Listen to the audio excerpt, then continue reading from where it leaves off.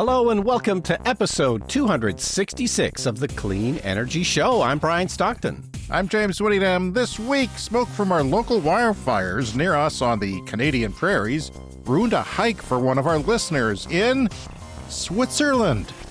Now I feel extra bad about that time I burned my dinner on the barbecue. The world's banks are still increasing their investments in fossil fuels despite promising not to. Said a spokesperson for the world's banks, "I'm sorry, we're evil. We just can't help it." And then they raised interest rates on credit cards by another 2%. The Clean Energy Air Quality Project marches forward. This week, we've detected pollution from our landfill. Turns out garbage dumps are foul, disgusting places. Who knew? The UK is bracing for a heat wave this week, right when I'm planning to travel there. When reached for comment, King Charles said, "We're relying on Brian Stockton from the Clean Energy Show to cool things down." Because he's so cool. Aw, thanks, Charles. Long live the king! All that and more on this royal edition of the Clean Energy Show. And also this week, we got lots more stuff. It's a packed show. We'll have to move fast. Nepal is skipping gasoline and going directly to electrified transportation. Your letters and the lightning round later in the show. Yeah, lots more. But yeah, in about 10 days, I'm planning to travel to London in the UK.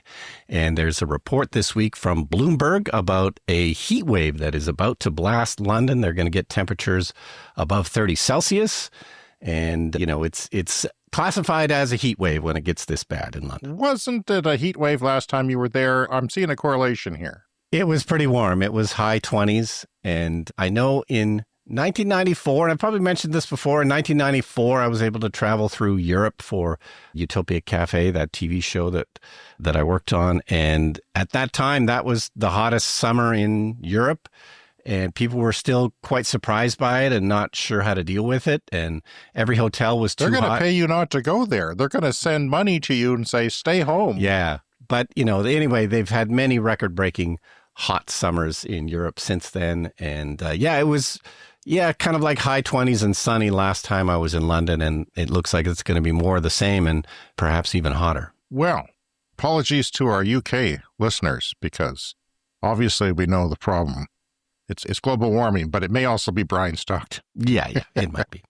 So this is week 2 of me having an air quality monitor for the Clean Energy Show in my backyard in Regina, Canada, near industry here in the north end of the city. And I've been studying the results. And it was for the first few days of the week that has passed, it was very smoky. So there's lots of static in my data, if you will. And yeah, so wind direction plays a major role. Yeah, because you're mostly interested in the pollution from industry, but of course we have these forest fires which are blowing in on certain days and kind of mucking everything up. So there's 2 stations that are important to me in our city. One is downwind from the refinery from me. Like if you keep going on a line, that's got a station in the northwest part of town. So I want to see how far it reaches there. But there's also CTV/CKCK TV, our local CTV affiliate TV station on the western edge of the city. It is downwind, and I noticed its readings going up with a north wind. It would require a northwest or north-northwest wind to be downwind from the refinery, but I noticed its readings going up with a north wind, and I looked, and our landfill is north of it by almost as far as the refinery, and I wondered if landfills pollute in the way that, wildfires do and other, particulate matter. And the answer is yes. So I'll have that later in the show. I'll get into that because this is new to me. And often on the show, we discover things and share it with our listeners. And maybe some of our listeners are very well aware of these things already, but we're going to share it anyway. And yeah, I'm looking forward to that. And we have breaking news from Bloomberg, and they are covering the International Energy Agency's oil announcement, their new energy oil outlook, and they are saying China's oil demand will stop growing earlier than expected, and it's going to top out in 2027. That's 2 years from now? Yeah. Maybe a year and a half, depending on how you look at it. So that's China's oil demand will stop growing earlier than expected, and worldwide oil use will peak only 2 years after that in 2029. And, everyone around here thinks, 2040s, late 2040s. No. Well, and I'm kind of disappointed in those numbers because it always seems like we're about to hit peak use of oil, and then it always seems like it's still a year or two away. So to me, those numbers are disappointing, but I guess for most people around the world, it would be a surprise. Well, they tend to be conservative. I think when we look back at things, they tend to be conservative from the IEA. The IEA predicts that global oil demand growth will slow to a trickle in the next few years, with consumption at a maximum of 105.5 million barrels a day in 2029. So if you are listening to the show within 7 days of us recording it, you can go and see a gift link to that article on Bloomberg. No paywall. It's on our Patreon page for everyone. You don't even need an account. Just go to our public page there, and you can click on the link and read that story. Of course, there will be other sources for the story, but Bloomberg tends to be one of the best, for stuff like this. Yeah. So the IEA predicts that global oil demand will slow to a trickle. And I like to hear those words, but I think no one around here is going to believe that for a second, but it's true. And also just whenever you read reports about Chinese automakers cutting prices and expanding markets and opening stores, you know that things are brewing, that there's a rumble on the horizon, and that's going to spell difficulty for them. The agency sees limited need for extra barrels from OPEC Plus as rivals expand. So OPEC is that sounds like lower oil prices on, regardless of what happens in Iran. But I've come to the conclusion that high oil prices are good for the interim for the transition, because they've been trying to get them down, right? And then this conflict has raised them again. Everything in this is a tricky balance. And we've heard news out of China recently. It's essentially a price war going on for electric cars, where the prices are dropping and there's a lot of competition, and to the point where the Chinese government is concerned that the prices are dropping too much. And, they're sending warnings out. Yeah. And we've heard this before about solar panel manufacturers, right? Like there's such competition that the prices drop so much for solar panels, then suddenly the companies making them that are, used to be profitable may not be. So, it's all a tricky thing. Yes, high oil prices are good because that, drives people to burn less oil. But, all these things grow and fluctuate with each other, and it's hard to know for sure exactly how they're going to play out against each other. So that's breaking news on Tuesday when we're recording. We usually record on Tuesdays. If you want to get the podcast right on Tuesdays, you can join our Patreon and as a paying member and get that practically live. But also today, Brian, is the new Nissan Leaf. And why are we interested in that? There's lots of cars now. We used to talk about it a lot because there was only a handful. You could count them on your nose hairs, like they were just a few of them. Yeah, and James has a 2013 Nissan Leaf, which he would love to upgrade. But the Leaf was the very first mainstream electric car. For years, it was the top-selling electric car. From 2010. And Nissan, end of 2010. From 2010. Nissan really broke ground on this, but of course they've been faltering. They've been slow to replace the Leaf and so on and so forth. So, finally the new Leaf is here. And initial reviews are good. It's got a NACS port, which means the Tesla style, smaller, easy to use port for fast charging. But then it's got a different port for charging at home or hotels or, slow level 2 charging. Oh, interesting. And it's got a different port on the other side because they said the NACS port came too late in the development and they couldn't get suppliers. Normally what you would do is you would have that NACS port used not only for fast charging, but also at home, like you would on your Tesla. You use the same port for fast charging or at home. It just switches things in the car. So that's a bit of a weird thing, but probably good for people who are upgrading and already have a charger at home. If you're a Nissan Leaf fan and you're sticking with the brand, that's one way to go. I can't get a read on how size different it is, if it is different. It's got lots of cargo space. It does look like a raised sedan. It doesn't look like a 2 SUV-ish, but it is. It's a small SUV. It's probably, I would say for me, the perfect size car. Like it's just enough to have lots of backroom space if I take my grown kids somewhere, or if my partner puts in child seats for her work as a social worker, or the cargo space at the back is pretty good too. And the legroom in the back is really good. So it's got 2 different battery sizes, but it only charges at 150 kilowatts. And I find that a bit frustrating. Yeah. This day and age, charging at 150 kilowatts max, they did say, you can get, like 3 hours of driving in 30 minutes. But I don't know. It's just, I was looking at the review from Out of Spec, and they were showing how it has, route planning. You can say, I want to go here, and it'll tell you where to stop and how long you'll have to stop there to charge. And some of them were short, but most of them were almost an hour and a half. And that's no good. That's no good now. Yeah. That's what my Bolt would have to do. And it's a bigger battery in this car, and maybe the route is not ideal. But those are using almost all Tesla chargers too, which are capable of fast. Most of them are capable of faster than that car can take. So it's not an issue of speed. Yeah, I don't know about that, but they do have, up to 600 kilometers of range in the larger battery, which is really ample even for a cold climate like us. And I think about all you need. And they're advertising it as saying, you can charge it. A road trip of 800 kilometers or more would be about the same time as a gas car. But I don't know if that's true after looking at that. The big thing about it is you have battery preconditioning, manual or automatic. The base model doesn't come with navigation, so you can't, do the pre-planning of your route. Yeah. You'd have to do it on your app and your phone. But you can manually preheat, which is really EV forward for Nissan, considering they've had some issues with that. So you can just, if you live in an apartment and you want to go off to your local fast charger and charge, you can, preheat it from the car or the app maybe, and then the battery gets warm enough to accept a fast charge, and it uses a little bit of its own power to do that, but it's worth it. It looks great. It doesn't look funny. There's no funny business going on. It looks fantastic. Yep. I'm tending to prefer the Chinese styling, exterior styling, to the Japanese styling these days. But I haven't seen any Chinese cars in person, so it's hard to say. But I have seen, of course, a lot of the Japanese cars around. Whether it's too little, too late, it's hard to say. Nissan is struggling, and you might have an option. We'll see how cheap the car is. It damn well better be cheap if they're having such slow charging, right? Yeah. But it would work as an Uber very well. It would work for ride sharing and for somebody who gets a very low lease. However, some of those leases that we've mentioned on the show for like $20 a month, some of those new cars are bricked. The out-of-spec people that they know, they had like 3.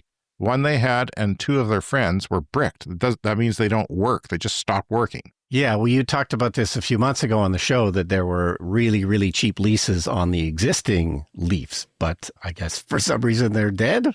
Yeah, I don't know. I don't know what's going on. I haven't heard any official Auto News reporting on that, but there's some sort of issue going on. And this Leaf, you can pre-order it in the fall of this year and get it spring of next year. So it's still a year away before you will see them on the streets. But it is a great looking car. They're trying to meet all the needs of a person to say, okay, there's no excuses. Go electric and get this car. But having said that, I don't know. It's still a premium to get faster charging these days, which is a bit of a surprise to me. And it's somewhat true for Chinese cars, but less true, I would say. So we'll see where that goes in the next couple of years. I have a feeling the battery chemistries that they're using and everything will change, and you can do a better job getting a faster charging car, because it has to do with the voltage in the battery and how much they can accept. Yeah. Well, we're looking forward to more cars here in North America. The progress still seems to be a bit slow, and the prices are still too high compared to what's happening in China and other places. So I guess we'll see.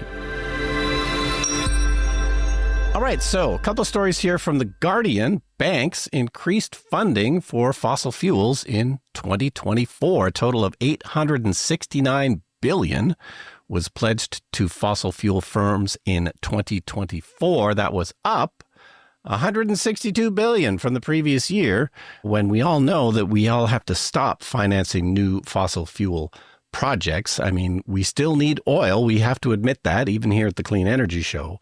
But we should stop building any new oil and just work with the oil we've got, as we need to obviously slowly wind it down. And the more we build, the harder that's going to be. So there's a report here compiled by a coalition of 8 green groups that shows that the amount loaned by big banks to fossil fuels had been declining in 2021. But then there was a reversal last year. 2/3 of the world's largest 65 banks increased their funding $162 billion in 2024 based on 2023. So that's unfortunate.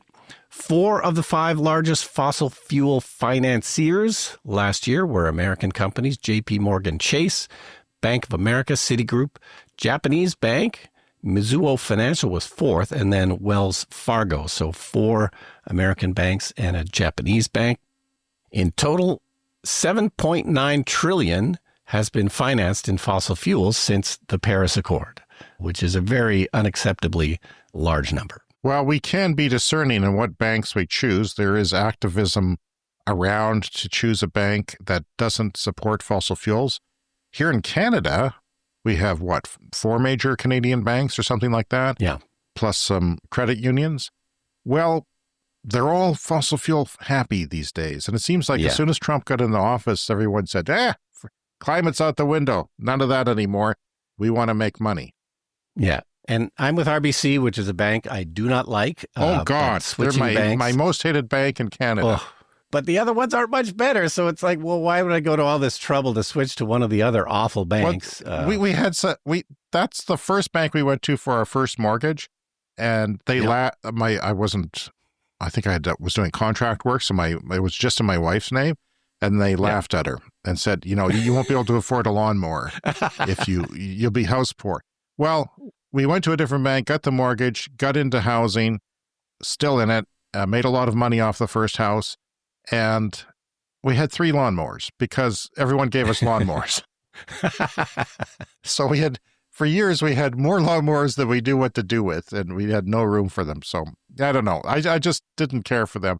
I understand you shouldn't be mortgage happy and, give out mortgages to people who can't afford them, but we could clearly afford it. And, it's worked out well for us, and we're not renting anymore. Yeah. Well, I have a long list of complaints about RBC and the other banks, but we better move on here. So, and then there's a slightly better news story here also from The Guardian.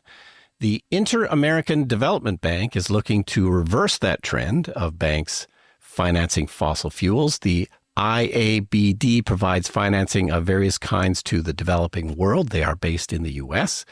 And here's from The Guardian. An innovative plan to use public money to back renewable energy loans in the developing world could liberate cash from the private sector for urgently needed climate finance. The plan could drive tens of billions of new investment in the fledgling green economy in poorer countries within a few years, and could provide the bulk of the $1.3 trillion in annual climate finance that was promised to the developing world by 2035. We know providing money to the developing world is a big part of helping to fix climate change. So it goes on here. Research seen by The Guardian, carried out by the campaign group Oil Change International, shows that many developed countries are still planning to expand their extraction of oil and gas despite promising at COP28 to transition away from fossil fuels. The analysis found that in the U.S., Canada, Norway, and Australia, they were responsible for 70% of projected new oil and gas expansion over the next 10 years. So, as we just discussed, we have to stop expanding oil and gas, but we are continuing to do it with countries like the U.S. and Canada leading the way. The plan, which is being pioneered by the IADB, would involve getting taxpayer-funded development banks to buy existing loans in green projects in poor countries, which would free up investments from the private sector. Such loans are relatively low risk because they're already performing, but because they're in developing countries with credit ratings lower than those of rich countries, mainstream private sector investors such as pension funds are often forbidden from touching them because of strict rules on credit worthiness. But if these loans are backed instead by development banks, they can provide guarantees against default, which they themselves have an impeccable credit rating. So these can then be repackaged as better loans to meet the private sector criteria. So yeah, it's a way to use these development banks to back the loans that are already in place, which we know that, renewable energy projects are generally good investments, but because they're in developing nations, they tend to have a strike against them in terms of their credit worthiness. I'm a little bit cynical on this. I think but I think that it'll be cyclical. I think it'll come back around where banks will be held to account and be shamed as much as possible, and then they'll there'll be a choice of banks to choose from as a consumer that doesn't necessarily support fossil fuel expansion. However, in oil-rich countries like us, it's like hard to have a bank that does that, because then half the country will get angry and think that you're woke. And yeah, but climate change is a thing, and it's certainly affecting us where we live here right now, because it is dry and warm, and the snow melted instantly. It didn't have a chance to, pool. It went right away and evaporated, and the forests are dry, and they're saying the forest fires here are going to burn until snowfall, and there's just no stopping them. So that's great news. I will say, I didn't point out that we got very clean air, though, recently. Yeah. If you want to monitor our air, you could go on our Patreon page and see the link to our IQ Air page, where we have live hourly reports. So I sort of coordinate that with the weather forecast comes at the top of the hour as well. So I can see, okay, so everybody's reading is this at the top of the hour, and the wind at the airport was this direction.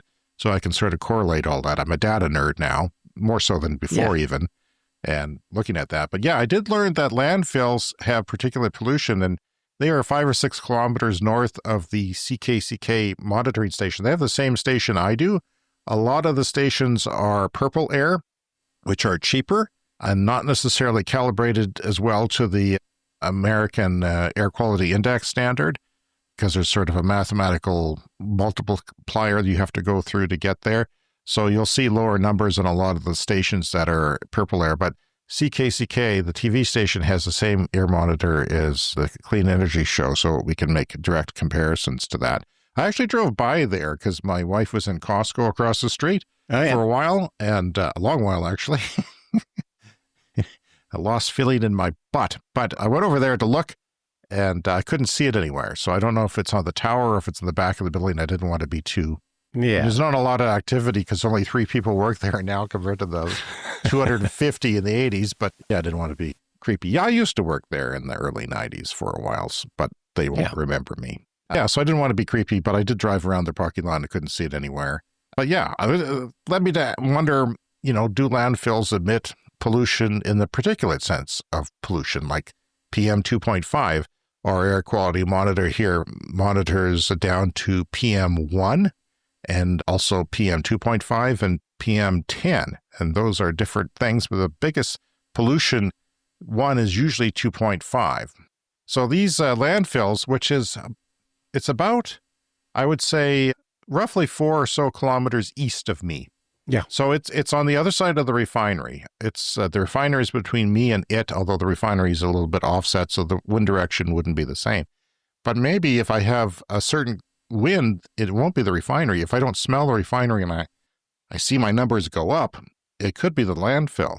And by the way, I haven't smelled the refinery much at all in this area. Tonight, we're looking at variable winds. So that means that you get a little waft of air from this direction, a little waft of air from that direction.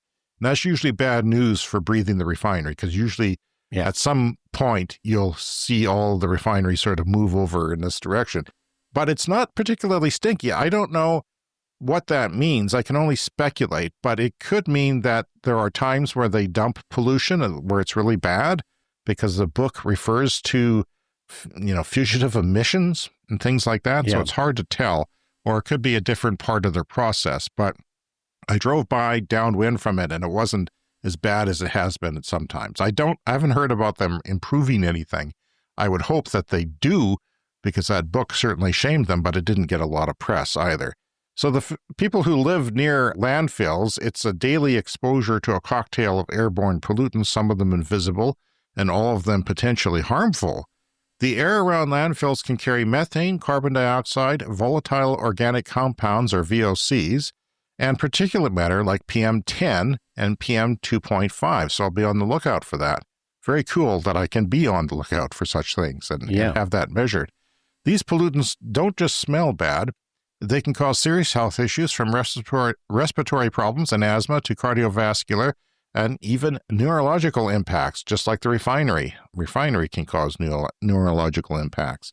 A lot of the pollution comes from how the landfill operates. When organic waste, like food scraps, starts breaking down, it goes through both aerobic and anaerobic decomposition. In the absence of oxygen, that anaerobic process creates methane and CO2, two major greenhouse gases, and in sulfur-containing waste, you get hydrogen sulfide, a toxic gas that smells like rotten eggs. That also comes out of the refinery. So it's wondering, I may not know who the emitter is because it could be the landfill as well, although I've never consciously smelled the landfill. And I've been to the landfill. Yeah. Many times, and I haven't smelled it. They cover it with dirt, and, I'm sure the worst part is the worst part. If the landfill's not properly covered, it does allow gases and particles to drift freely. Heavy machinery, trucks hauling garbage in and out, and even combustion from burning waste or fossil fuels. All of this releases CO2, nitrogen oxides, and particulate matter, and we're concerned about the particulate matter. If you've got a perfect storm of airborne contaminants just swirling around where people live, that's bad. So even when there's nothing moving, though, landfills still emit pollutants. Chemical reactions between water, air, and waste can create methane and ammonia. Physical processes like compaction and heat from decomposition release volatile compounds into the air. And it's constant, Brian. It doesn't stop. For nearby communities, which are often lower income or marginalized neighborhoods, this means 24/7 exposure to these pollutants. So it's a public health crisis in plain sight. Apparently, there are solutions, though. Some landfills are installing advanced detection systems that monitor gas emissions in real time. It can even capture methane before it escapes, which I think they're trying to generate a little bit of electricity from the methane from our landfill. Is that if I'm right? not mistaken. Yeah, I know that is a thing that is sometimes done. And we need policies that mandate proper gas capture, regular monitoring, which is something the refinery doesn't do outside their fence line, and better landfill design. So that is an issue that sometimes comes up on our show. We were talking about one in California recently. So, yeah, that's just something to be on the lookout for. And something I hadn't thought about is a landfill being a polluter beyond greenhouse gases, but actually to people's health. Yeah, particulate matter coming from a landfill. That was a bit surprising to me. All right, looks like it's time to dip into the mailbag. Good morning, gentlemen. I wanted to pass along a unique event we at the Electric Vehicle Council of Ottawa helped with this past weekend here in Ottawa. Last year, we pitched replacing the loud and polluting generators that powered the inflatable attractions with EVs. We made it a reality this year with 2 Ford F-150 Lightnings and a GMC Sierra EV loaned to us by a few local dealers.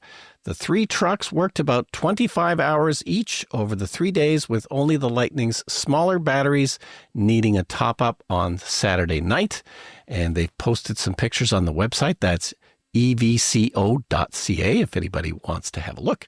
Cheers and keep up the good work. That is from Ryan, the director of EVCO. And we're talking about like large kids things like slides and bouncy castles. Yeah, and bouncy things castles. that require constant air pump blowing air in. And instead of using generators, they've used EVs, which I'm sure could power them for 25 hours, he says. So yeah, well, with more vehicles like the Ford F-150 Lightning around, which is really, made for that. It's made for work sites. It's made to pump out electricity from the battery. This is a no-brainer. This is fantastic. And I'm sure there's many, many events around the world that could do the same thing, replace those small diesel generators with an EV. And by the way, the Leaf, the highest trim model that they were showing had a normal outlet, like a 120 volt North American power outlet where you could plug something into. And they said that, I don't know if you need an adapter for higher loads, but it will do 3,000 vehicle to load. And the vehicle to load means the vehicle's battery to whatever you use directly from the vehicle. Or it could go to your house during a power outage. You wouldn't even need any special equipment. You could run an extension cord to your Leaf and power a fridge during a power outage, or a freezer or something like that, or a couple of things, and still it's cool. And I think it's one of those advantages that, is an EV has, and you don't have to run it for very long. Yeah, and it wasn't one of those things that people were even necessarily thinking of when first switching to EVs, but it's just one of those things where once the technology is out there in the world, these other uses become very much apparent. So the original Nissan Leaf had a big device you could buy for your house, kind of like Ford has for their F-150. Yeah. You have an electrician install it, and it powers your house. But that only happened in Japan, but it was a capability of the lease. Yeah. A leaf, rather. Here's another letter. It says, "Hi, Brian and James. Every week I look forward to your show. Sadly, this week there was a bit too much Canada here in Switzerland for our liking. During my hike on Monday, the air was visibly smoggy from the Canadian wildfires. And I can't imagine how bad it must be for you." Well, it wasn't that much worse for the pictures. It's shockingly bad. The mountains of Switzerland, like this is from Timo, and he lives in a smaller center and very beautiful center. And, they're getting wildfire smoke fairly heavily from Canada. My son didn't believe this when I told him that. And I said, well, the Swiss media is covering it. They talk to meteorologists and they have maps and they can show the smoke going across the ocean. We talked about it hitting the UK, but it's hit Switzerland, for God's sake, which is, I'm not a geographic engineer, Brian, but that's halfway around the world, as far as I know. That's a pretty long distance to screw up Timo's hike. No, the pictures are surprising from Switzerland because it looks similar to what it is around here on a good day. It hasn't been awful every single day, and like you say, the last several days the wind has been good and the air quality has come back. But yeah, those pictures from Switzerland look like sort of a medium day for us here in Canada. Yeah, and that's terrible because it's bad for your health and it's bad. It wrecks the view, the scenery of the mountains, the beautiful Swiss mountains and valleys and everything. Timo continues, on another note, you have talked a few times about electric trucks on your show, and he's talking about like transport trucks. There is a great YouTuber in Germany who is a long-haul trucker who uses all kinds of different brands and shows that it is already possible to drive through the whole of Europe without a time loss compared to diesel trucks, which is pretty remarkable. One of his tours took him from Germany to the south of Spain. The equivalent for you would be Regina, Toronto. Thank you, Timo, for giving us a equivalent that we can think about. I don't know what that is for Americans. Maybe Denver to New York almost. Yeah, something like that.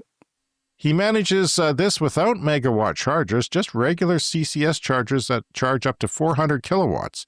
So this is not the megawatt chargers that China is making kind of standardized and would be suitable for trucks, but just 400. So maybe you don't even need that much infrastructure because 400 is kind of like the new standard for highway car charging, fast charging now. It's kind of frequently you see that standard.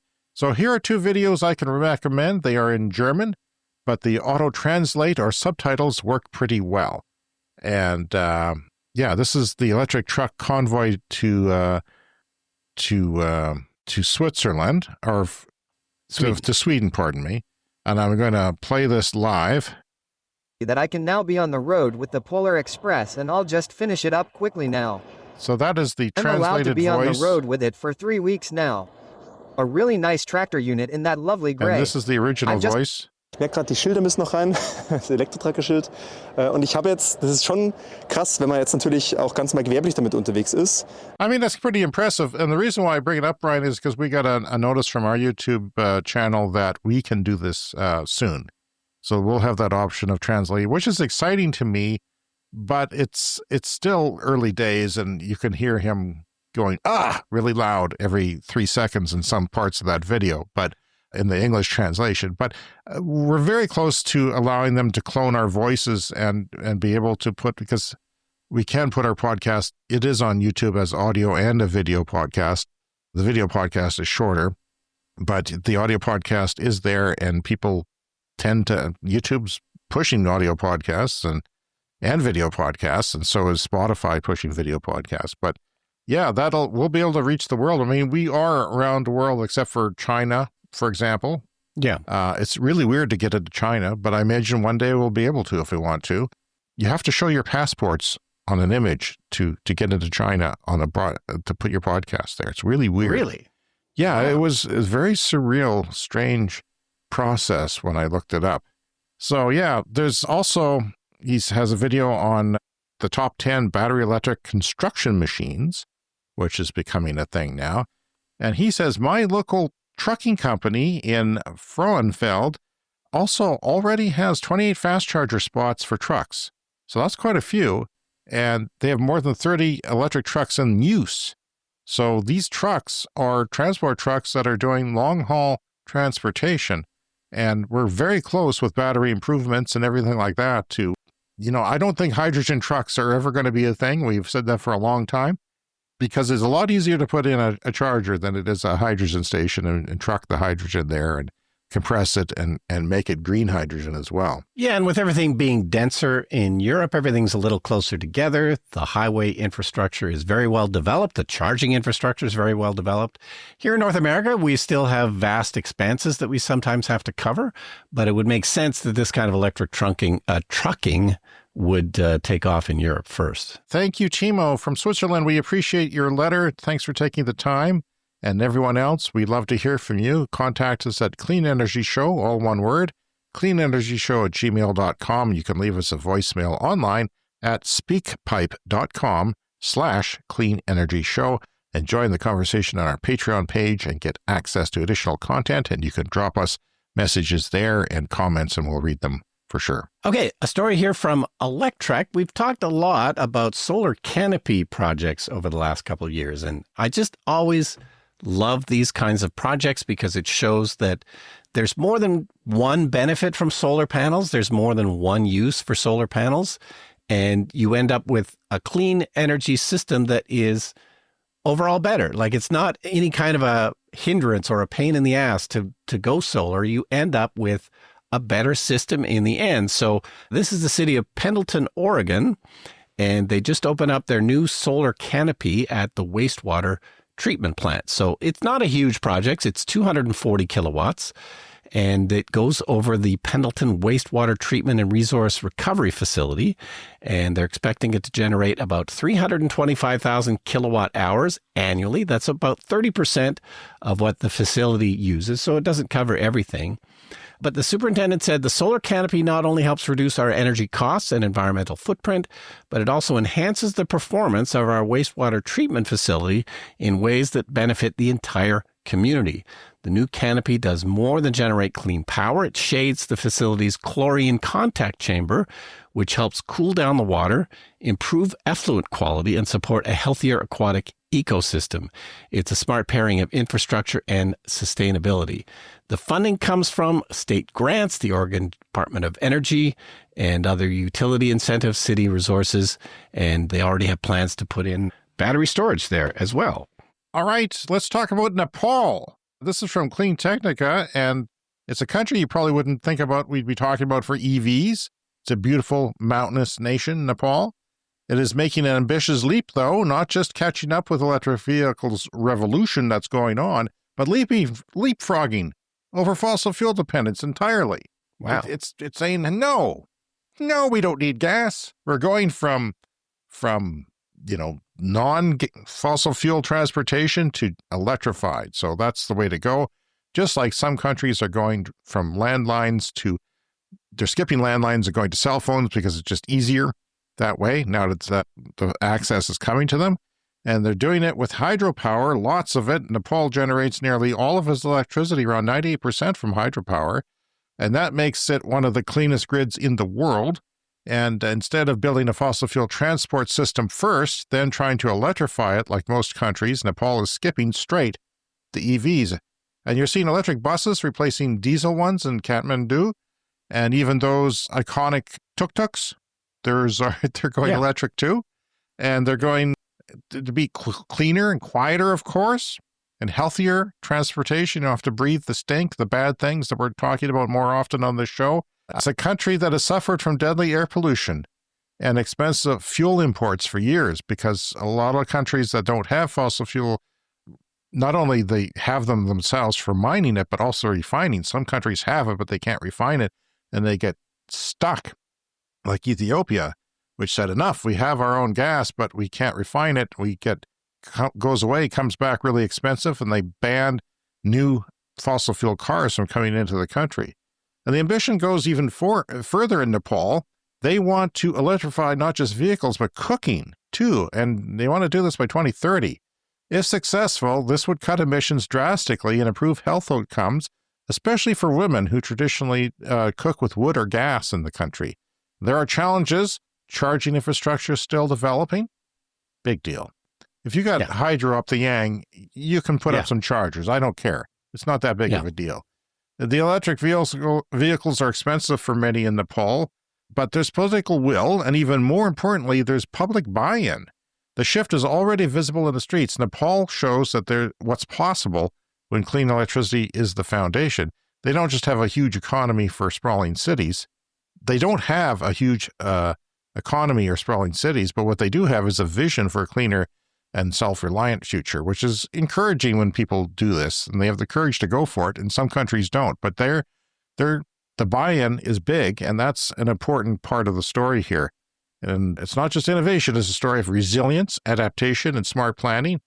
With its rugged terrain in Nepal, modest resources, and complex geography, if they can make this kind of leap, Brian, well, who can't? Because, it just takes some will and some buy-in. Yeah. And this is a good news story. And adding fossil fuel infrastructure isn't going to be any easier. So, No. Why bother? That's an excellent, excellent story. Join our Patreon today as a paying member and get access to our exclusive Patreon episodes, which come out once a month. You can now support us for as little as $1 a month, thanks to our new members this week, Noah, Mike, Oscar, Pierre, and Stu. Quite the sausage party there, Brian. Yeah. I blame you. You Okay. and your sausage. It's all your fault. Thanks to all who support our show. Coming up next is the lightning round. It's time for the lightning The round. Lightning Round is a fast-paced look at the latest headlines in climate, clean energy, and transportation. Global EV car sales are up 24% in May compared to the same period last year. UK EV car sales as of May are already higher than the total of all last year. Wow. So that's an impressive upswing in Britain and surrounding countries. In the UK, in 2022, Ukraine thwarted a Russian attack on Kiev by flooding a nearby river valley. To guard against future Russian aggression, scientists are calling for restoring hundreds of miles of wetlands along Europe's eastern flank to keep the Ruskies out and to restore those wetlands. In 2025, solar output is 32% higher than gas output. 2025. Yeah. Gas output has dropped 41.4%, and solar output has raised 50% in the last 2 years. And battery output has also risen 215%. Research from Bloomberg Intelligence says that Tesla's vehicles cost 1/7 of Waymo's. That report on Bloomberg is very controversial, though, and it's getting a lot of pushback from people who, have given, they're giving a lot of credit to Tesla's self-driving capability right now that maybe isn't due. This is time for a CES Fast Fact. In 2018, 80% of China's EVs ran on nickel, cobalt, magnesium, NCM, lithium-ion batteries. That's a mouthful. But today, less than 20% do. You know why that's important? It's because we're not using nickel, which is expensive, cobalt, which is expensive. So, and it's hard and unethical in some places, in the Congo and so forth. Well, only 20% do. And I hear this from people like my hairdresser all the time.